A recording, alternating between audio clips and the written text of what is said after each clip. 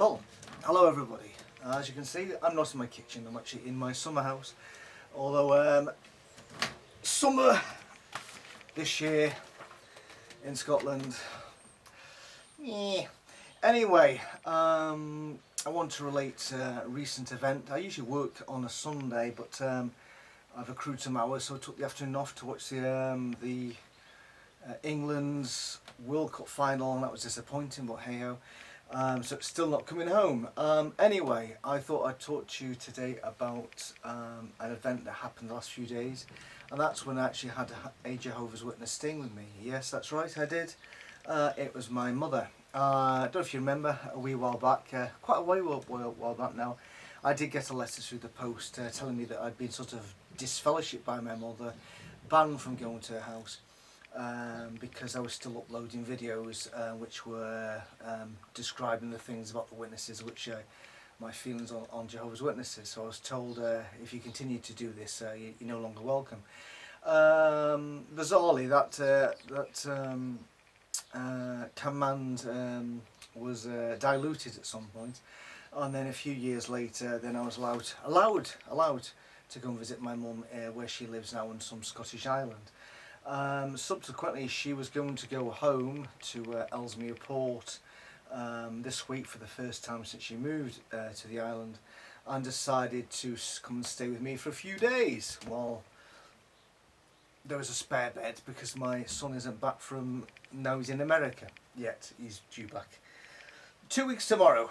First time I see him for I think 14 months, something like that, so that'll be good. The very first night, my wife had to go to bed because she had work the next day early.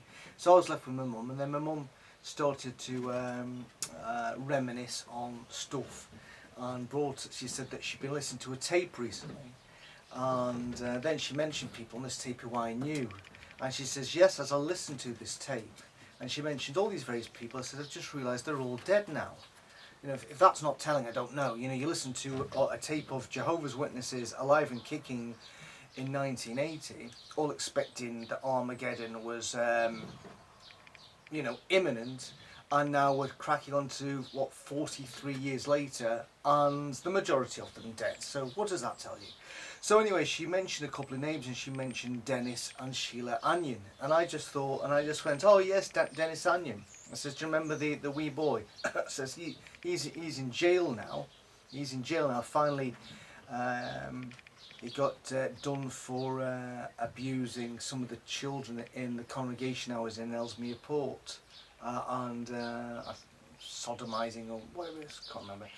And he finally caught up with him, and it started when he was 13, and he carried on doing this for about 5 years or something.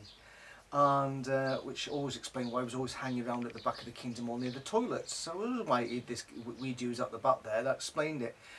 And then I said, and apparently he'd been hushed up by the elders. They'd like hushed it up, and then he was allowed to move to another hall where I think I think he might have continued doing it there as well. So I mentioned that just in case, obviously, Mum might have not watched my videos and not seen that particular episode about somebody that we knew had been jailed as a, you know, as a sex offender. So the next thing is that she brought up. She says, "Oh, do you remember that we went and did a song at Yampa Proki's wedding, which we did? Me and my brother were supposed to do this song." Which I wrote, and I thought it was my mum's lyrics, I think, I can't remember.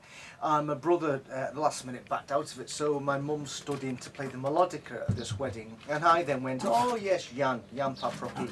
I said, says recently discovered, and my mum said, oh yes, he's married to a nice Filipino sister now, married to a nice Filipino sister. You know, that sort of, you know, it's funny how in The Witnesses, when an older man marries a young Filipino girl, it's called a Filipino sister. But of course, in the rest of the world, we all know the phrase is marrying a Thai bride or Filipino bride. So anyway, yes, he's married, and I said to her, I says, oh well, I said, yes, I says, I recently heard how he could get his divorce through, to get his scriptural divorce to allow him and his wife to remarry. I don't think his wife did remarry actually. And I said, I've just recently found out that apparently he acquired the services of a prostitute to do this. And obviously it came news to my mum that this happened.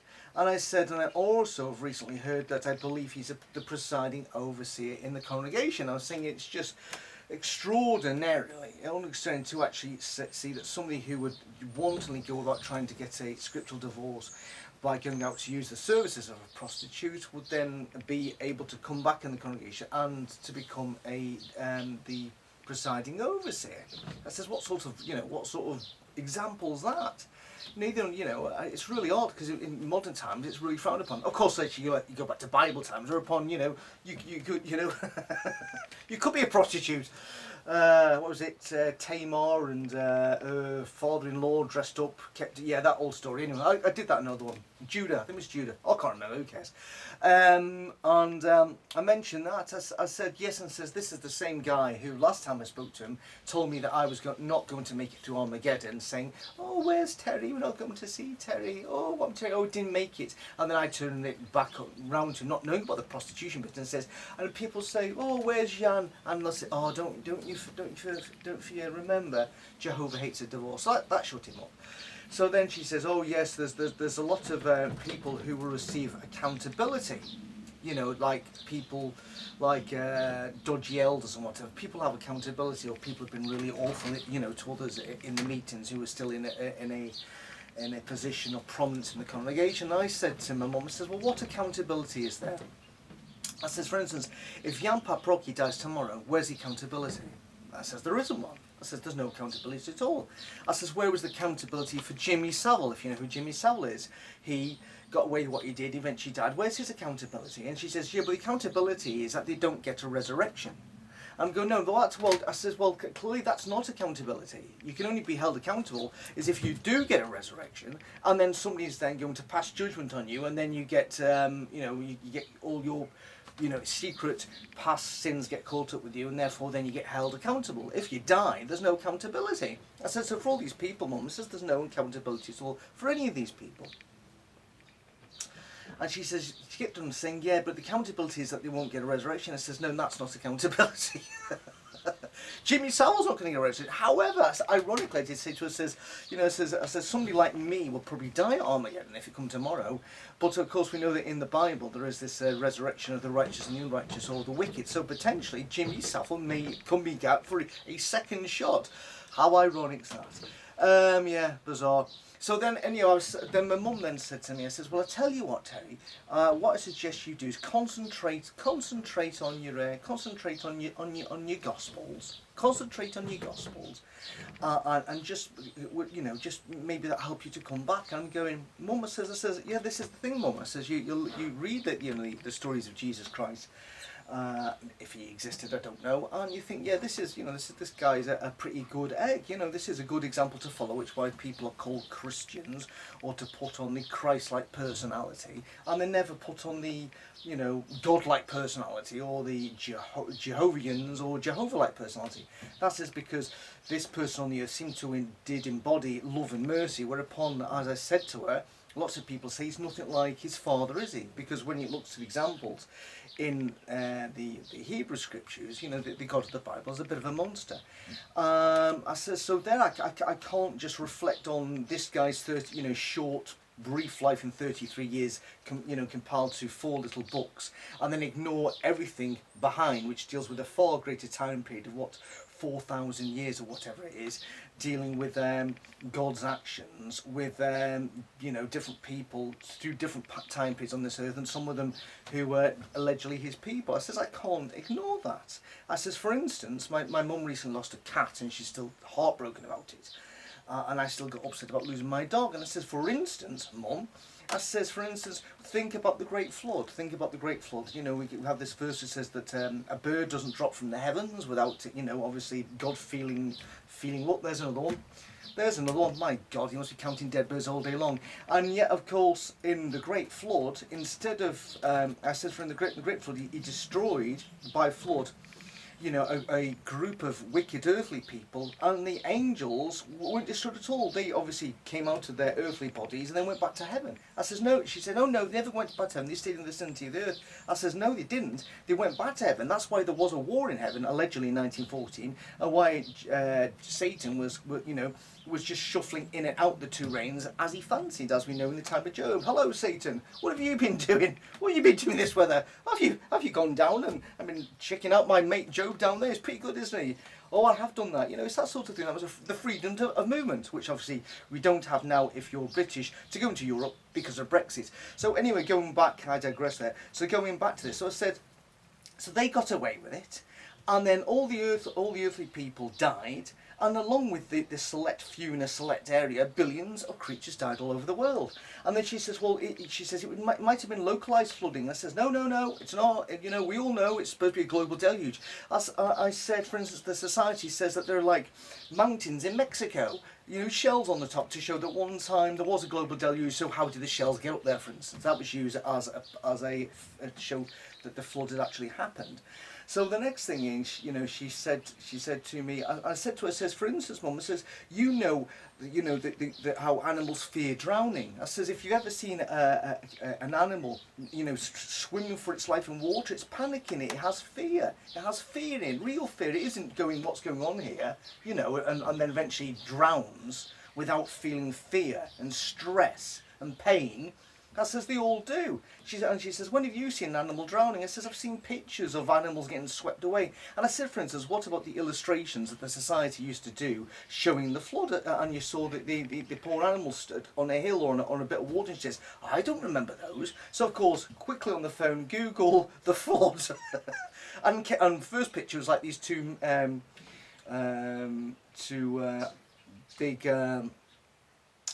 animals with the mammoths, I think it is, where their tusks on top of the hill going, and the rain on them, so they know they're fretful, they're going, and they know they're about to drown, with a few other people up on the hill trying to get to the last bit of land there is. And of course the other picture showing this sort of wildcat on top of a floating bit of tree trunk. That says clearly, Mum, that the society drew those to show how fearful not only humans were, humans too.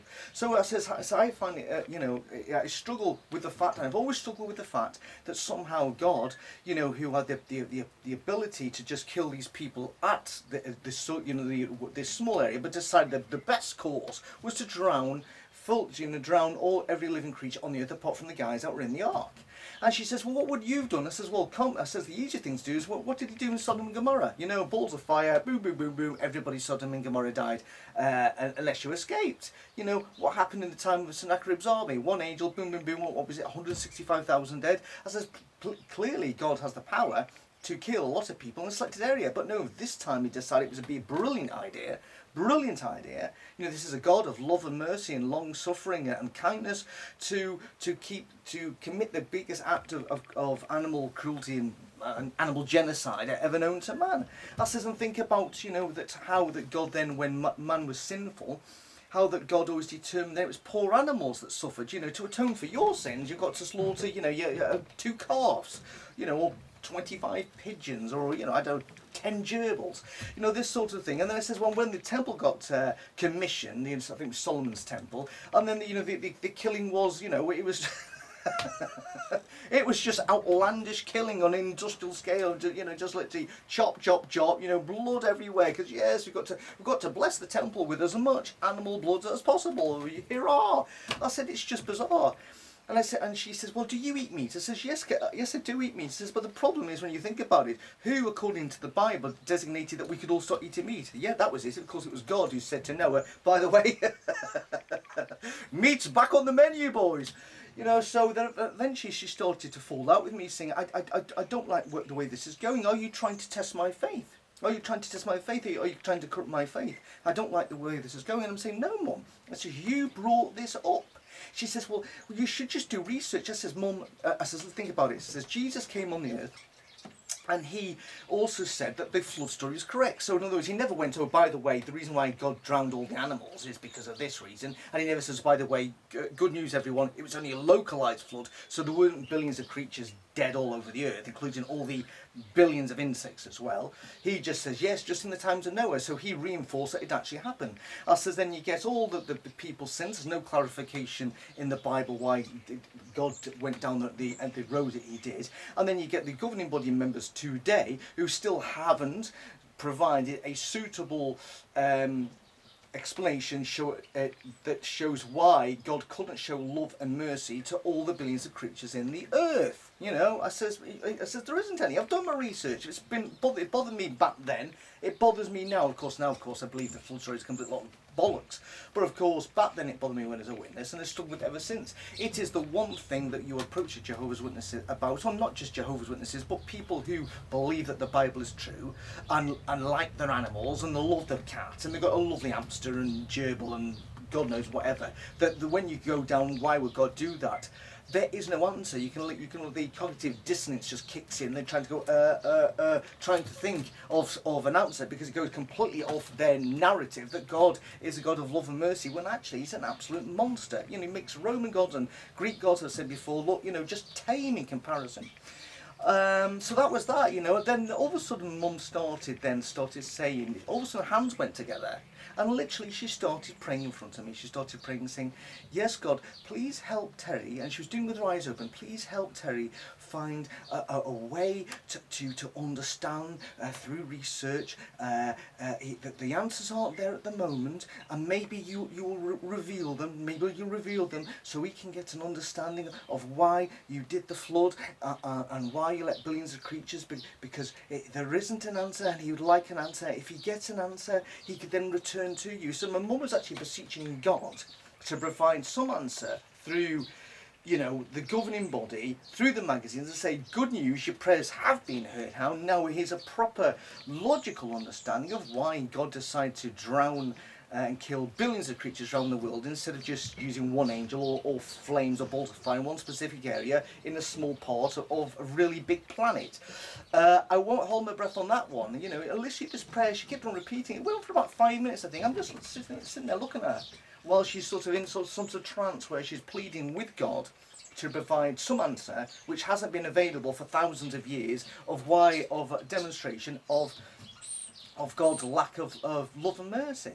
You know, and even when we came out of it, I says, yeah, Mum, but there's not just that. There's also the examples also of was it Elisha and the she-bears? I don't know. Was it you went down and all the kids ran out and they went going up, you baldy, and then just happily, well, unhappily, but just on hand, very, very local, just hiding in the bushes. Who would you believe? There were 2 she-bears who then God commanded to come out and tear to pieces about 38 children. And I said to her, I said to her, it's not just the flood. I said, there's all the other things in the Bible as well, that when you think, where is the love? Where is the mercy? So you need to pop that in another prayer as well. Say, dear Jehovah, please give a explanation, or you too, Terry, of why you did not show love and mercy at that point to preserve these children, these silly children who were just name calling, and that you thought the best course of action was was to just, instead of punishing them, but to actually have them ripped to pieces by a couple of she-bears. Yeah, so that was it. I realised, I think she realised that that I'm a lost cause, and that her prayers, like most people's prayers, are going to remain completely unanswered. So I just thought I'd share that with you. It's just this sort of you know, disparity between Jesus the man in the Gospels, and when you come to the Hebrew scriptures of his father, this sort of, you know, juxtaposition between one who demonstrates love and kindness and one who just doesn't, who's short-tempered, really short-tempered, and just has no problem killing billions of creatures just when he fancies it. Because after all, He is God. However, if you want to worship this guy, that's up to you. But I've decided to completely step off the worshipping the invisible guy who alleges the author of the Bible guy, because as you can already see, if you somehow in your mind still believe that the Bible is true and that the God of the Bible is a really good guy, try and wrap your head around that. Try and justify to yourself why she-bears is an appropriate punishment for a bunch of children who don't know any better, or why it's such a good idea to kill billions of creatures in this earth because of a small group of people in a small part of this massive planet. Anyway, that's all I've got to say with. I'm now going to hopefully lie out in the sun, because bizarrely I started to do this when it's cloudy, and then all of a sudden the sun came out again, so I've been edging closer and closer. I'm amazed I'm still in the sunhouse. I'm not standing outside at the moment. Look at this sun on my face. Yes, a factor 30 these days, sadly. So anyway, yes, I'll be finishing work by the end of September, so there may be more of these, but as I had, like I said, the afternoon off today, I decided to just do that wee story for you, which some of you may find highly enjoyable. I just hope my mum doesn't watch this. Sorry mum if you're watching. Yeah, but anyway, and she's back next week, next Thursday and Friday. So it's a bit like the Germans don't mention the war in the Basil Fawlty thing. However, I didn't bring up the witnesses, and I'd like to not talk about them in front of Mum again, because it seems it's that if I do that she feels it's a personal attack on her faith, like a lot of witnesses do, instead that you're trying to just logically discuss with somebody something that really bothers you, not trying to put somebody's faith down, but just say, look, you explain this to me, and when they can't, you know there's a problem. Right, okay, that's it. Goodbye, I'm going to the sun. Cheerio.